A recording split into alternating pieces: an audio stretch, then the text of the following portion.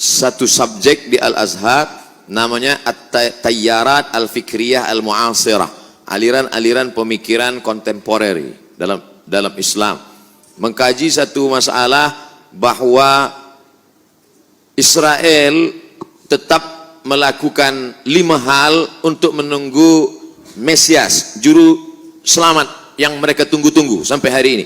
Karena menurut mereka juru selamat itu belum turun sampai hari ini. Yang pertama, semua Yahudi mesti kembali ke bumi yang dijanjikan Tuhan. Al-Ardul Mau'ud, tanah yang dijanjikan Tuhan. Itu syarat pertama. Maka pada tahun 1946 mereka pun beramai-ramai pindah. Hari ini 5 juta penduduk Israel sudah kembali. Yang dari Maghribi, yang dari Rusia, yang dari Europe kembali. Dengan syarat ibu, sebab mereka melihat nasab ini dari puak ibu. Yang kedua, mereka dulu pernah dihancurkan pada masa Kaisar Nebukadnezar yang menghancurkan Temple of Solomon.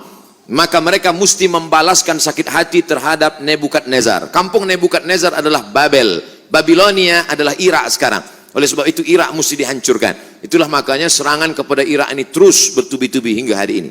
Yang ketiga, bahwa bumi Palestina mesti hijau. Sebab syaratnya Mesias itu mau turun ke bawah kalau dia hijau. Agak-agaknya Mesias itu dari atas langit dia tengok, dah hijau atau belum? Bila hijau aku baru turun. Apa yang hijau itu? Itulah dia pohon gharqad, syajaratul gharqad. Dan itu ada disebut Nabi SAW. Apa kata Nabi SAW? Nanti batu pun akan berbicara. Ketika bersembunyi mereka pada perang besar di akhir zaman itu di belakang batu, batu akan berbicara. Ya Abdullah, hadza Yahudi khalfi faqtulhu. Wahai hamba Allah, ini di belakangku ada Yahudi, bunuhlah dia. Kecuali satu, kata Nabi. Apa itu? Syajaratul gharqad. Subhanallah, Masya Allah. Bila kita sampai nanti, saya sampai ke satu kota yang dibelah menjadi 2, sebelah punya Mesir, sebelah lagi diambil oleh Israel. Saya tengok dengan mata kepala saya sendiri pohon-pohon gharqad mereka tanam menghijau seperti pokok pines. Lalu kemudian yang kelima, bahwa mereka mesti menguasai yang pernah dikuasai oleh Sulaiman dulu. Maka itu disebut dengan Great Israelian, Israel Raya, Israel besar. Mana batasnya? Dari 2 sungai, dari sungai Nil di Afrika hingga ke sungai Efrat di Irak. Maka batas negara mereka itu adalah 2 sungai. Maka dalam bendera dia dibuat ada bintang David, lalu segi 6, lalu di atasnya ada garis warna biru, di bawah ada biru. Yang di atas biru itu sungai Nil, yang di bawah biru itu adalah sungai Efrat. Maknanya kerajaan mereka dari Nil hingga ke Efrat.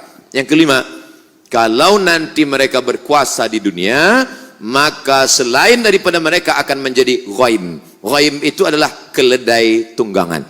Yang bukan dia akan menjadi ghaim. Siapa dia?